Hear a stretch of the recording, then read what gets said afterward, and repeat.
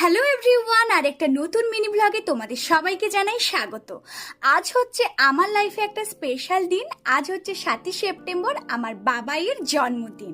তোমরা এত ছোট সেলিব্রেশন দেখে নিশ্চয়ই ভাবছো যে বাবাইয়ের জন্মদিন এত ছোট সেলিব্রেশন কেন।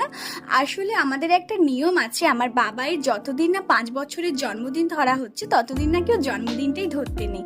তো আমি ভাবলাম যে আমার তরফ থেকে একটু ছোট্ট আয়োজন করে আমার বাবাইকে অনেক আনন্দ দিই। সেই জন্য এই ছোট্ট সেলিব্রেশনটা তোমরা কিন্তু আমার বাবাইকে অনেক আশীর্বাদ করো আর অনেক কিন্তু ভালোবাসা দিয়ে যেও। দেখো আমার সেই ছোট্ট বাবাইটা দেখতে দেখতে কত বড় হয়ে যাচ্ছে। আর হ্যাঁ, ওর কিন্তু এটা 3 বছরের জন্মদিন ধরা হচ্ছে।